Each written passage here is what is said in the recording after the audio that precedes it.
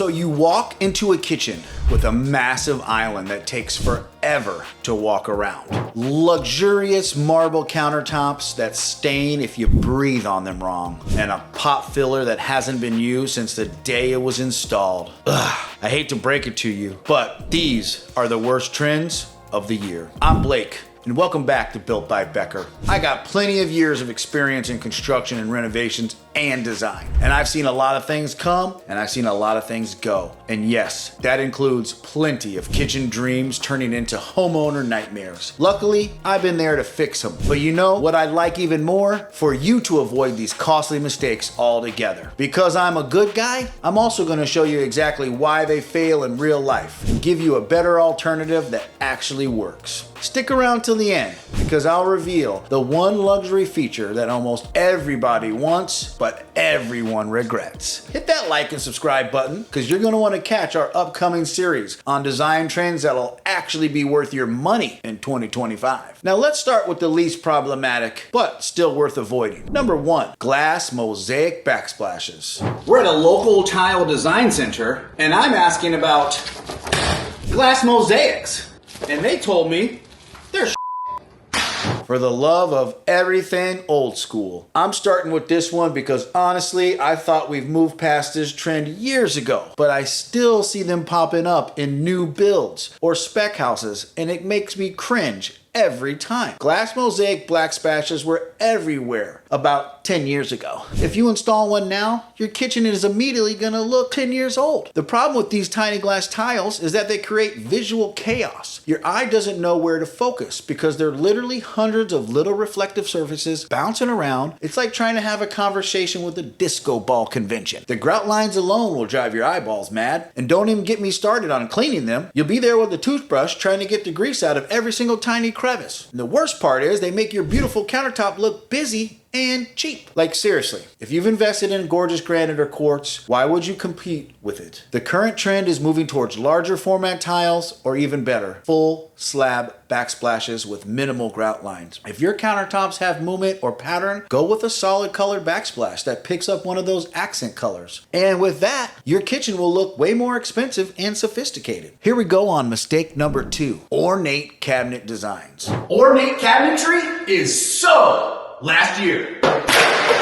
Yeah, that's out. We're getting into territory that will really date your kitchen. The problem with that super ornate cabinetry, it goes way beyond looking outdated. In today's open concept homes, your kitchen is visible from pretty much everywhere. When your cabinets are screaming for attention with all those decorative details, they overwhelm the entire space. Cleaning is a nightmare. There's dust in every carved detail. And if you're like most people, deep cleaning your kitchen cabinets isn't exactly on your favorite weekend activity. So the smart money is on clean lined cabinets that create a timeless backdrop. Shaker style is still going strong, and for good reason. It's classic without being boring. Even simpler flat panel cabinets are gaining ground, especially if you're going for that more modern look. Remember, cabinets are probably the biggest investment in your kitchen renovation, so choose something that won't make you cringe in 5 years. Mistake number 3, matte black hardware. Okay, I get it. Matte black hardware looks sophisticated and modern, and in photographs, it's beautifully. But man, it is everywhere. What used to be a bold design choice has become a predictable as subway tile. And to be honest, when everyone's wearing the same thing, it stops being special, right? By automatically defaulting to black, you're missing an opportunity to do something that's more personal for your space. And you know, I'm a practical guy. So the other issue I find with matte black finishes is that they show fingerprints, water spots, and scratches more easily than you think. In a kitchen where you're constantly opening drawers and getting things wet or greasy, you don't want to be wiping down your hardware constantly. And it's not exactly low maintenance choice as it appears to be. So Blake, I want to be chic and trendy. What do I do? Warm metallic finishes. They add character and they have serious staying power. Brushed brass brings warmth and sophistication that works in both traditional and contemporary kitchens. Polished nickel has that timeless elegance that never goes out of style. Even copper is making a comeback. And honestly, it looks amazing with the right design scheme. These finishes have been around for centuries and they're having a renaissance for a good reason. They simply work better in real life. Mistake number 4.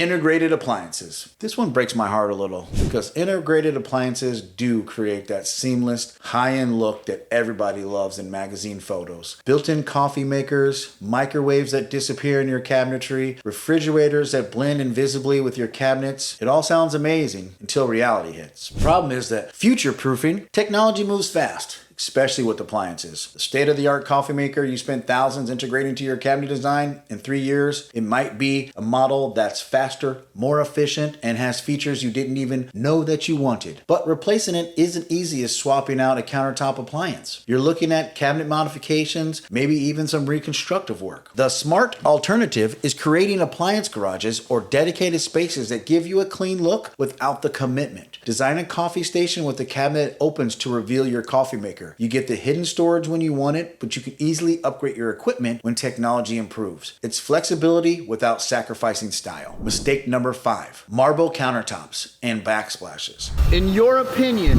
what countertop would you never sell to your own mother? Many people ask me that, but for sure, never use marble in the kitchen areas because that kind of material is super easy getting scratched and is cheaper.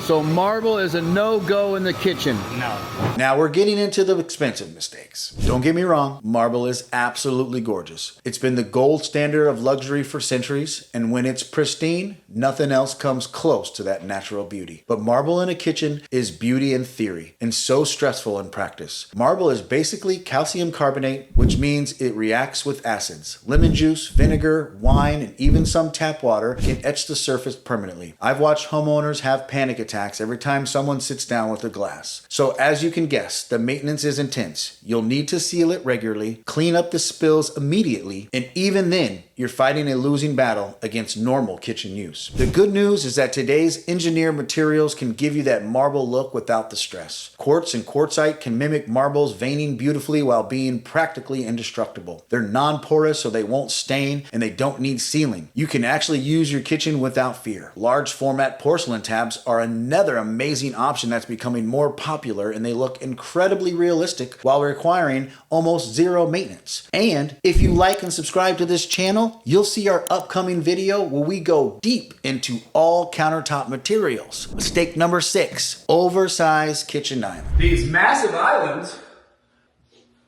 really don't work in tight spaces.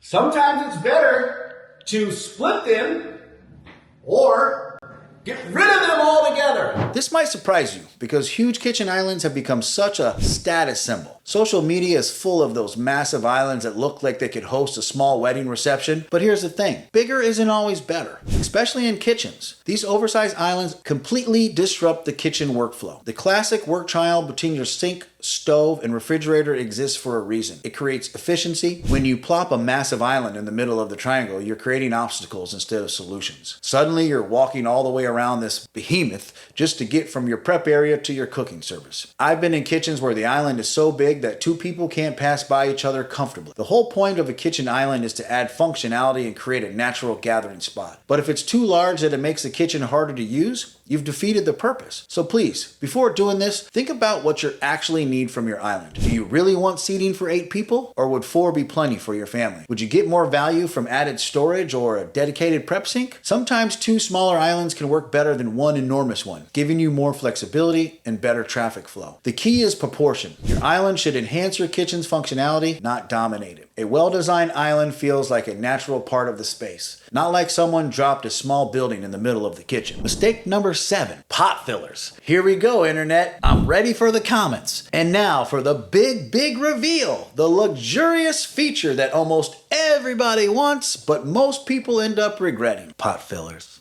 Oh, they look so convenient and professional in those gorgeous kitchen photos, right? The idea seems brilliant. No more lugging heavy pots of water from the sink to the stove. But I really hate to break it to you. The reality is, it's usually quite different. First, you're essentially installing another faucet, but this one's mounted horizontally over a hot stove. That means running additional water lines through the walls, creating more potential points of failure. More plumbing equals more things that can go wrong. And when they go wrong, it's right over your cooking surface. Second, most people rarely use them. How often are you actually filling massive pots that are too heavy to carry from the sink? And More importantly, you gotta carry it back to the sink. The water in those lines sits stagnant between uses, which can lead to some pretty unappetizing situations when you do decide to use it. Nobody wants their pasta water with a side of sediment. And third, the cost. Between the additional plumbing, the fixture itself, and the installation, you're looking at a serious investment for something you might use once a month. That money could go towards a higher quality cookware, better appliances, or another feature you'll actually use daily. Most well-designed kitchens already have efficient layouts where your sink and stove are reasonably close together. You're often saving yourself just a few steps while adding cost, complexity, and a potential for maintenance headaches. So that's it, guys. The 7 kitchen trends that designers are telling you their clients want to avoid in 2025. See, when we design, we're not aiming for something that just looks like a stock photo on social media. We're thinking about a lasting style, timeless beauty, and something that works for your lifestyle, plus fits your budget and still looks amazing years from now. Now it's your time. Do you agree with my list? Drop a comment and tell me what you think. Or if there's a kitchen disaster out there you'd like me to cover in a future video, I read every comment, and your ideas often turn into our best videos. So don't forget to smash that like button, drop a comment, and tell me what you'd want to see in the future. Thanks, guys.